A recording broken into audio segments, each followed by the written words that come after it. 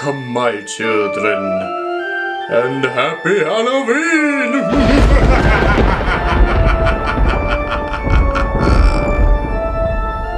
Okay, it just feels really awkward just doing this in front of a green screen. Like, I'm just gonna add some background here now. Okay, why am I in space? This is not at all what I had in mind. Like, come on. Give me a wall pattern that you would see in a haunted mansion or something like that. Better. Although, now that I'm looking at it, it looks a little empty. You guys might not be able to see it, so, hey, Editing John, can you move me over to the left a little bit? Sure, Video John. Let me just do a little bit of this, and a little bit of that, and just a little bit of this.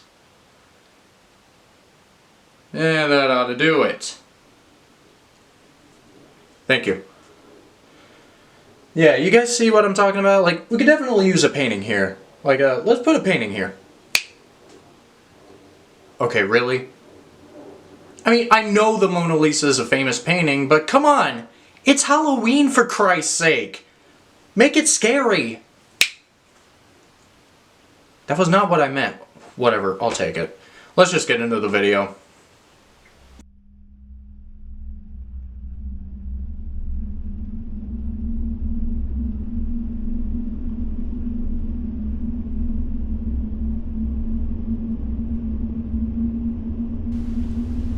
Once upon a midnight dreary, while I pondered, weak and weary, over many a quaint and curious volume of forgotten lore. While I nodded, nearly napping, suddenly there came a tapping, as of someone gently rapping at my chamber door. "'Tis some visitor," I muttered, tapping at my chamber door. "Only this, and nothing more."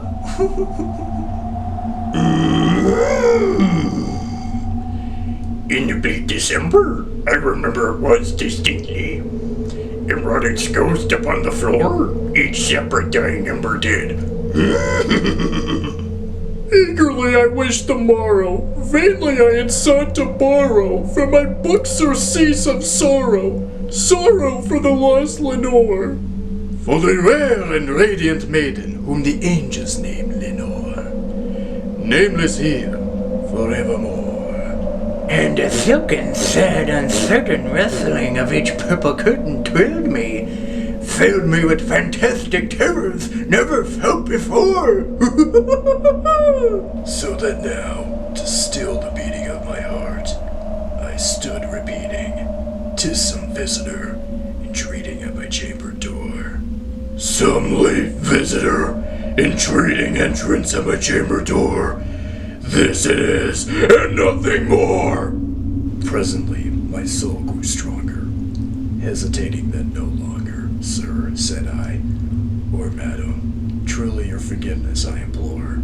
Well, the fact is, I was napping, and so gently you came rapping, so faintly you came tapping at my chamber door. That I scarce was sure I heard you. Here I opened wide the door, darkness there, and nothing more. Deep into that darkness peering, long I stood there wondering, fearing, doubting, dreaming dreams no mortal ever dared to dream before. Like but the silence was unbroken, and the stillness gave no token, and the only word there spoke was the whispered word, "Lenore." Yes, I whispered, when an echo murmured back the word, "Lenore." Really this, and nothing more. Scooby-Dooby-Doo. Burger-doo-doo-choo-doo-foo-doo, hooty-foo-doo-doo-schwingy-doo-doo, hooty-shiggy-figgy-doo-givoo, hooty-foo-doo-goo-doo-shiny-bork. Surely, said me, surely that is something at me window lattice. Let me see then what thereat is, and this mystery explore. Just as long as there's cookies. Num num num num num num. Let my heart be still a moment, and this mystery explore. 'Tis the wind, and nothing more. Open here I flung the shutter, when, with many a flirt and flutter, in there stepped a stately raven from the saintly days of yore. Not the least obeisance made he, not a minute stopped or stayed he, but with mane of lord or lady, perched above my chamber door. Perched upon a bust of Pallas, just above my chamber door. Perched and sat, and nothing more. Then this ebony bird beguiling my sad fancy into smiling, by the grave and stern decorum of the countenance it wore. Though thy crest be shorn and shaven thou, I said, art sure no craven, ghastly grim, and ancient raven, wandering from the nightly shore. Tell me what thy lordly name is on the night's Plutonian shore. Quoth the raven, Nevermore. Much I marveled this ungainly fowl to hear discourse so plainly, though its answer little meaning, little relevancy bore. For we cannot help agreeing that no living human being ever yet was blessed with seeing bird above his chamber door. But based upon the sculptured bust above his chamber door, with such name as Nevermore. But the raven sitting over on the bench, sitting lowly on the placid bust, spoke only that one word, as if his soul in that one word he did outpour. Nothing further than he uttered, not a feather than he fluttered, till I scarcely more than muttered, other friends have flown before. On the morrow he will leave me, as my hopes have flown before. Then the bird said, Nevermore.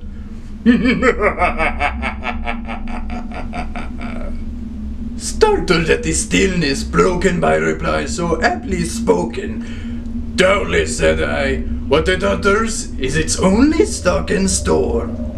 Caught from some unhappy master, whom unmerciful disaster followed fast and followed faster till his songs one burden bore. Till the dirges of his hope that melancholy burden bore of nevermore. But the raven, still beguiling all my fancy into smiling, straight I wheeled a cushioned seat in front of bird and burst in door.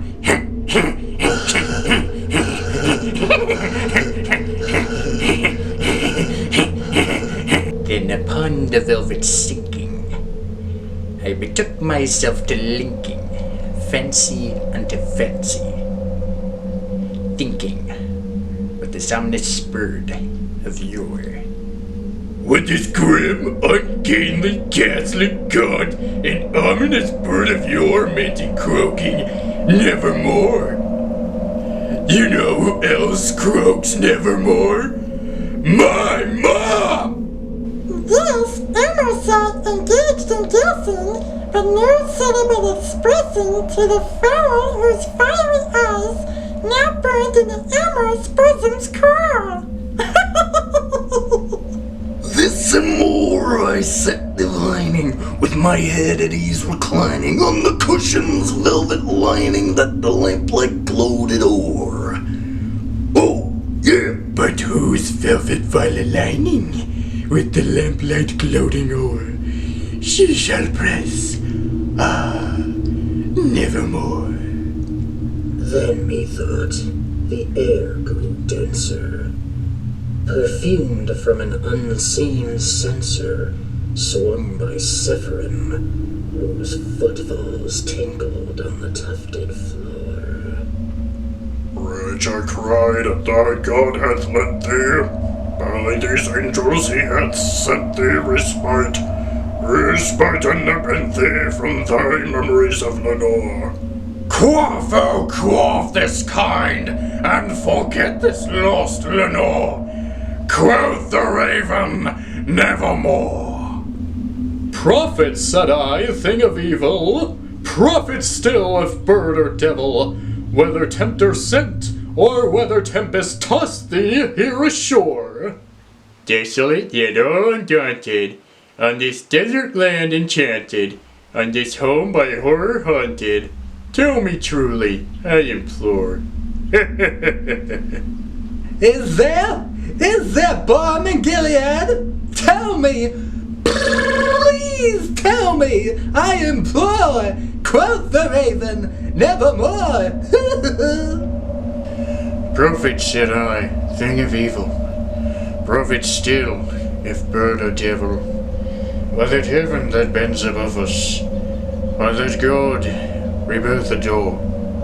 Savvy, tell this soul, with sorrow laden if, within the distant Eden, it shall clasp a sainted maiden whom the angels name Lenore. Clasp a rare and radiant maiden whom the angels name Lenore, quoth the raven, nevermore. Be that word our sign of parting, bird or fiend, our shriek of starting. Get thee back into the tempest and the night's Plutonian shore. Leave no black plume as a token of that lie thy soul hath spoken. Leave my loneliness unbroken. Quit the bust above my door. Take thy beak from out my heart, and take thy form from off my door. Quoth the raven, nevermore. And the raven, never fitting, still is sitting on the pallid bust of Pallas just above my chamber door. And his eyes have all the seeming of a demon's that is dreaming, and the lamplight o'er him streaming throws a shadow on the floor. And my soul, from out that shadow that lies floating on the floor, it shall be lifted and nevermore.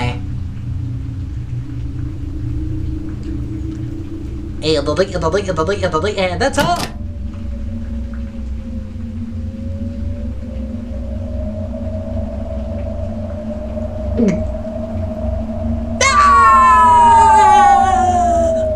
Sorry, it's Halloween, so it's my turn to end the video.